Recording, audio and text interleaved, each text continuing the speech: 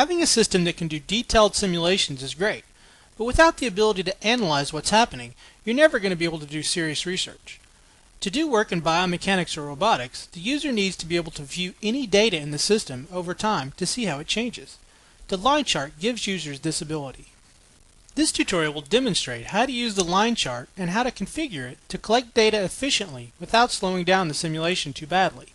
I will also discuss some of the common problems you run into when using line chart. We'll be modifying an existing tutorial.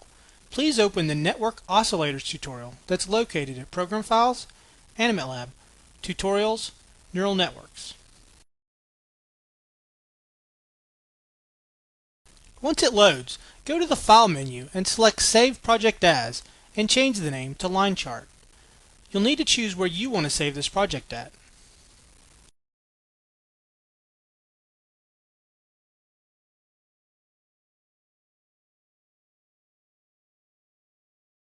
First, close the chart that was created in the old tutorial.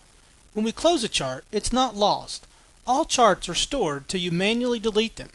When you close a chart, you're simply saying that you don't want to view it or collect that data when the simulation is run.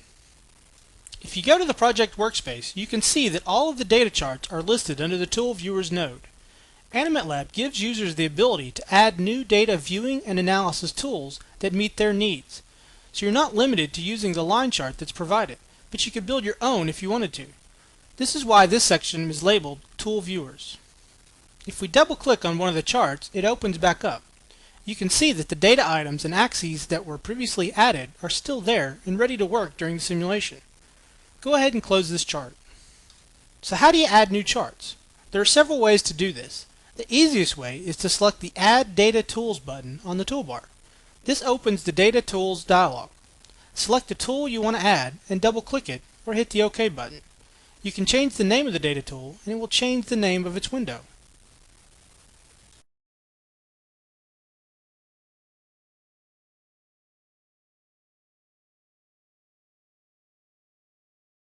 Another method is to right-click on the tool viewer to get the pop-up menu and then select the tool you want. A third method is to go to the toolbox and double-click on a tool. You can delete the chart by selecting it and right-clicking on the pop-up menu to select Delete. Also, you can hit the Delete from Workspace button on the toolbar.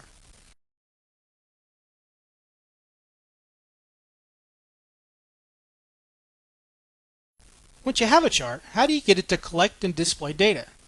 Every chart can have up to 6 axes. You can add as many data columns to an axis as you want. A data column keeps track of a variable for any object in the system. When the chart is created, it has one axis by default. So let's add a new item by hitting the Add Item button on the toolbar. When you do this, the Select Data Item dialog appears. It contains a tree that shows all organisms and structures in the virtual environment. Underneath each of these, there are more nodes for neurons and body parts. You can select any of these items to add to the graph. When you do, the data column properties are displayed. Every object has a number of variables that you may be interested in. For example, if you select neuron A and go to the data type property, it provides a drop-down list of all of the variables that this neuron makes available for charting. This includes things like membrane voltage, firing frequency, and various currents. Each type of object is going to have a different list of variables that can be charted. The data types property is how you select the one you're interested in viewing.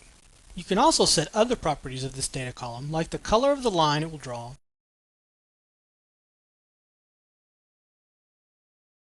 the type of line, and you can set a new name for this data.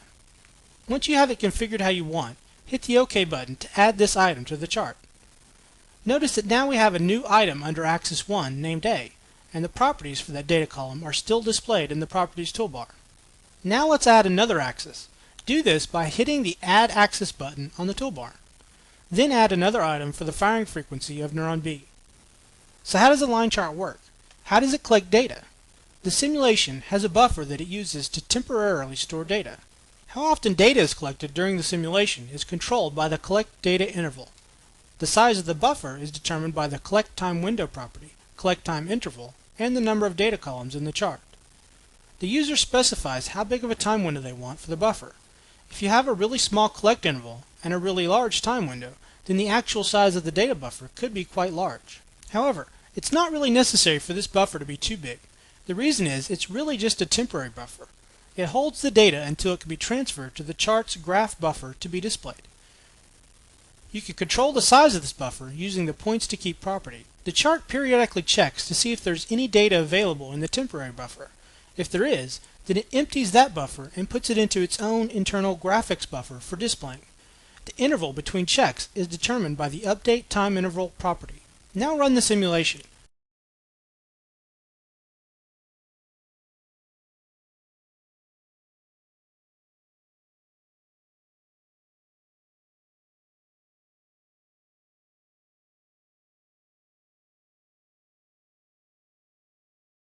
Notice how the simulation slows down the longer it goes.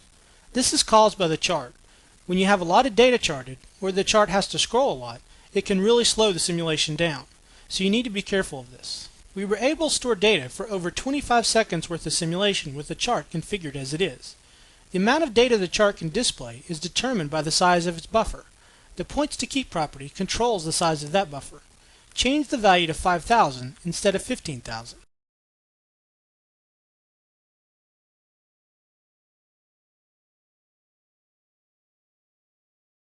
This time, the chart begins scrolling after only 12 seconds of simulation time. It's not able to store as much data. When the data buffer fills up, it scrolls the display to always keep the entire buffer of data visible. The earlier data is essentially scrolled off and lost. Another important property is the update data interval. This controls how often the chart checks the simulation's temporary buffer to see if there's any data available. Updating the graphics of the chart is really time consuming. The more often you do it, the more it will slow down the simulation. Increasing this time will let your simulation run closer to its normal speed. Set the update interval to 500 milliseconds and run it again. Notice that the chart is updated much less frequently.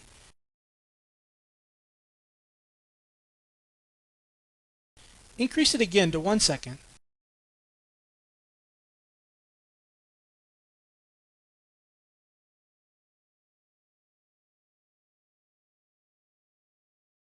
Then again to 1.5 seconds.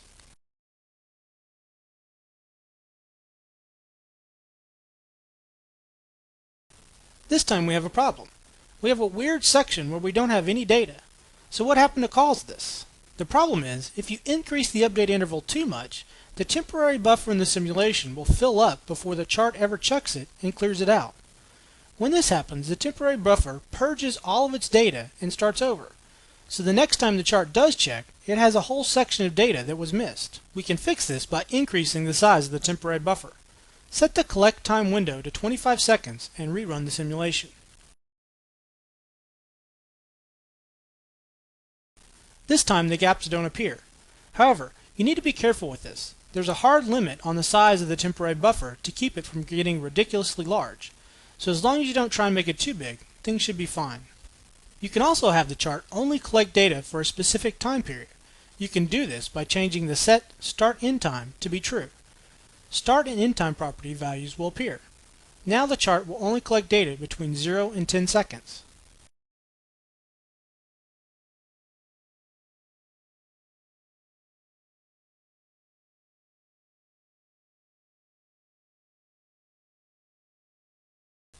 Change the update interval to 500 milliseconds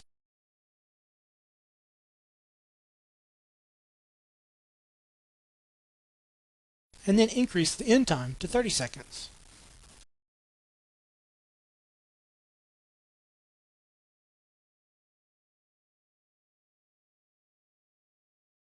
Well, that's kind of odd. We have a window of data moving along our chart. So what's causing this? The problem is that we've specified a rather long time period and we're collecting a whole lot of data. The buffer for the chart isn't big enough to hold the data for the entire 30 seconds. So just like before, it's scrolling to show the entire buffer. You can fix this by either specifying a smaller time period, collecting less data, or increasing the chart's buffer size.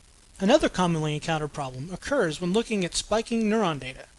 Close this chart and create a new one.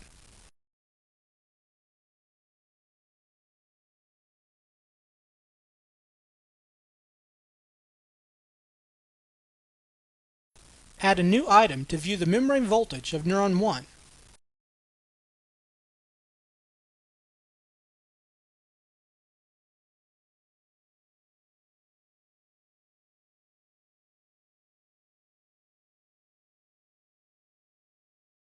Now run the simulation.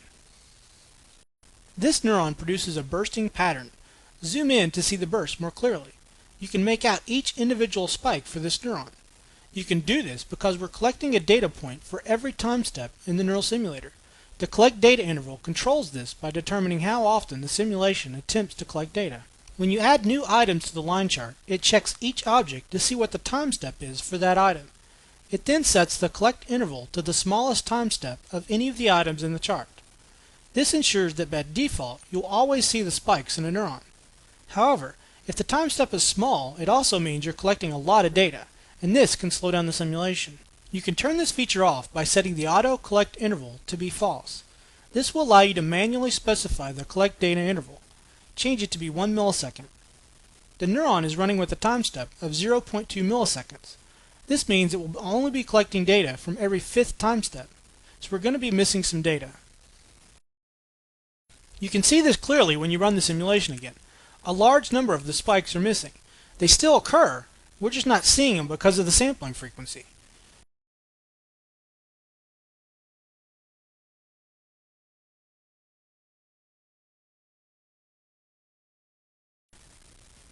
You also have a great deal of control on the look and feel of the chart. Set the title to be Bursting Neuron.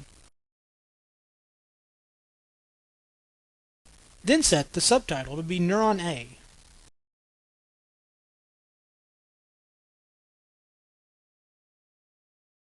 Select the axis and change its name to be membrane voltage.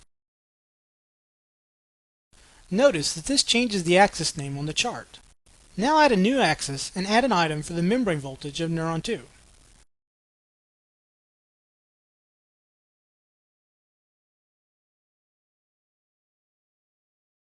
Try and change its name to be membrane voltage as well. Each axis has to have a unique name. If you try and duplicate names, you'll get an error. Change the name to be neuron 2 voltage.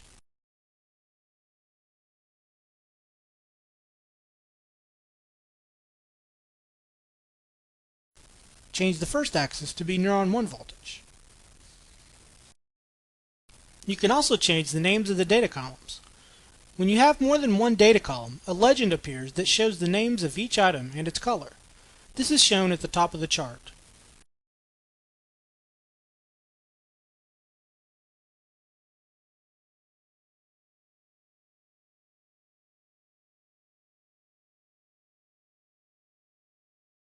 You can also change the fonts used in the chart. Select the title font and choose the Times New Roman. This property only uses the font name. Changing other things like the size has no effect here. To change the size, you use the title font scale entry. Numbers above 1 increase the size, and between 0 and 1 decrease the size.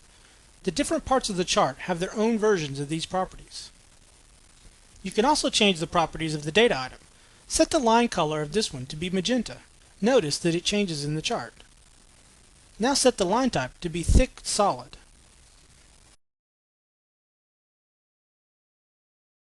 The scale on the axis automatically changes depending on the range of data it receives, but you can also specify this manually.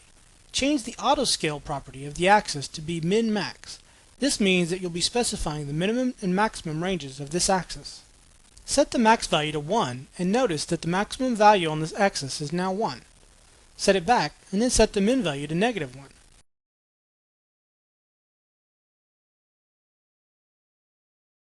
Then set it back.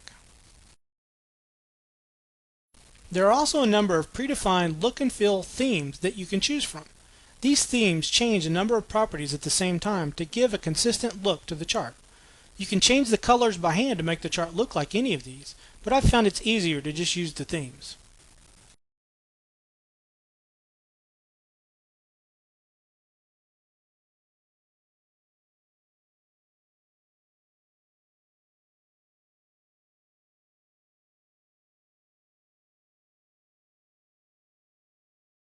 If you set the bitmap gradients property to true, then backgrounds use predefined bitmaps as well.